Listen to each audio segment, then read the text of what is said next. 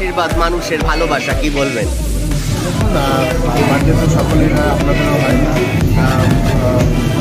Special blessing তো আমাদের গাড়ি, এবং আমাদের যারা ক্লোজ থাকে ফ্রেন্ডস, এখন দেখতেই পাচ্ছেন কাউন্সিলার এবং আপনারাও এই জিনিসটা করেছেন। এভরি ইয়ারেই এইভাবে ভালোবাসাটা দেয়। তো আমার পক্ষ থেকে সকলকেই ঈশ্বরের কাছে এই প্রার্থনা করবো, তাদের আপনাদের সকলকে ভালো রাখুন, সুস্থ রাখুন, আর এইভাবে যেন মানুষের পাশে থেকে মানুষের কাজ করতে পারেন। এটাই আমি স্বাধীনতা দিবস কি বলবেন? সর্বপ্রথম তো সকল দেশবাসী, ভারতবাসী এবং অভিনন্দন জানাবো। আর এই কষ্ট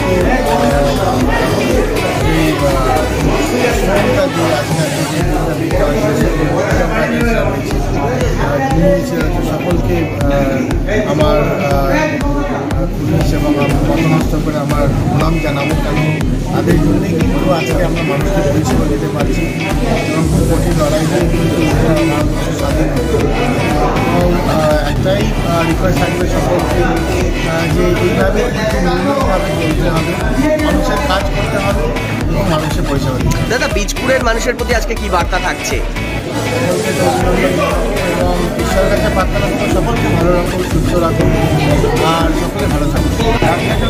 আজকে ৭৬তম স্বাধীনতা দিবস, আমরা ৭৭-এ পা দিলাম। আমরা সকলেই জানি ১৯৪৭ সালে ১৫ই আগস্ট আমাদের দেশ স্বাধীন হয়েছিল। তখন প্রধানমন্ত্রী জওহরলাল নেহরু লালকেল্লায় পতাকা উত্তোলন করেন। সেই পতাকা উত্তোলন পর বিভিন্ন শিক্ষাস্থান থেকে শুরু করে বিভিন্ন অফিস, বিভিন্ন ক্রীড়া সংস্থা সবাই এই পতাকা উত্তোলন করেন। কিন্তু আজকে যে আমরা স্বাধীন পেয়েছি, স্বাধীনতা, আজকে যে আমরা স্বাধীন ভারতবর্ষের স্বাধীন নাগরিক, আপনারা সকলেই জানেন মহাত্মা গান্ধী, নেতাজি সুভাষচন্দ্র বোস, ভগৎ সিং, চন্দ্রশেখর আজাদ, ক্ষুদিরাম বসু, এরকম বিপ্লবী, স্বাধীনতা সংগ্রামী বিপ্লবী, তারা দেশকে স্বাধীন এনে দিয়েছে। সেই দেশের স্বাধীনকে আনা আমাদের নিজস্ব গণতন্ত্র প্রতিষ্ঠান হয়েছে স্বাধীনতার পর।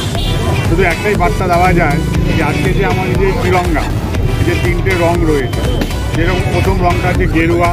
গেরুয়া হচ্ছে আমাদের ত্যাগের আর বৈরাগ্যর প্রতীক রয়েছে। সেখানে আমাদের স্বাধীনতা সংগ্রামীদের আমাদের ত্যাগের প্রতীক কোথাও না কোথাও লুকিয়ে রয়েছে। মধ্যে রংটা রয়েছে সাদা। সেই সাদা হচ্ছে আপনারা জানেন শান্তির প্রতীক আর সততার প্রতীক। আর নিচের রং যেটা রয়েছে সবুজ, সেটা আমরা জানেন কি সবুজ মানে প্রাণ, মানে ফসল, এটার প্রতীক দেশকে এগিয়ে নেওয়ার চলার প্রতীক। আর মধ্যে যেটা রয়েছে অশোক চক্র, সেটা হচ্ছে আমাদের আমাদের এগিয়ে চলার, মানে 24 ঘন্টা অনুশাসন আর এগিয়ে চলার প্রতীক, যেন থেমে না থাকে, সেটা হচ্ছে অশোক চক্র। এটা নিয়ে আমাদের ভারতবর্ষ, সুন্দর ভারতবর্ষ। সেই ভারতবর্ষে বলা আছে হিন্দু মুসলিম সব ধর্মে জাত একসঙ্গে আমরা নিজেদের ভালোবাসবো, সবাই আমরা একসঙ্গে থাকবো। এটা হচ্ছে আমাদের গণতন্ত্র।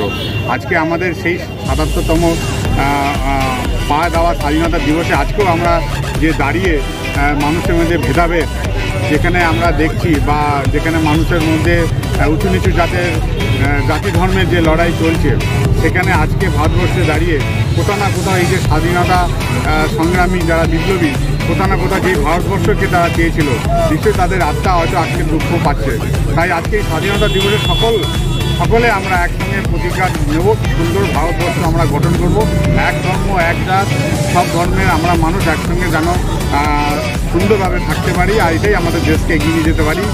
আমাদের দেশকে দারিদ্র্য থেকে দূর করতে হবে, শিক্ষা বাড়াতে হবে, আমাদের বিভিন্ন সামাজিক কাজের মধ্যে দিয়ে দেশকে এগিয়ে নিতে হবে। এই প্রতিজ্ঞা যদি আমরা আজকে থেকে নিই, তাহলে আমার মনে হয় যারা এই স্বাধীনতা সংগ্রামী মহাপুরুষরা রয়েছে, তাদের আত্মা কোথাও না কোথাও শান্তি হবে। পাশাপাশি স্বাধীনতার এত বছর পরে হচ্ছে রক্তাক্ত হচ্ছে। আমি তো সেই কথাই বললাম, আজকে যে তিরঙ্গার অশোক চক্রের যে আমাদের ভারতবর্ষের কি সুন্দর ভারতবর্ষ, সেটা তো আপনাদের বললাম। সেই জায়গাটা গিয়ে তো আমাদের লজ্জা যে আজকে ভারতবর্ষের রাজনৈতিক স্বার্থে যেইভাবে জাত ধর্মের লড়াই এখনও আজকে ডেটে দাঁড়িয়ে হচ্ছে, এটা আমাদের লজ্জা। আর কোথাও না কোথাও এই যে মহাপুরুষরা বা স্বাধীনতা সংগ্রামী যে ভারতবর্ষ চেয়েছিল, এই ভারতবর্ষ তারা চায়নি, তারা ঐক্য সুন্দর ভারতবর্ষ চেয়েছে।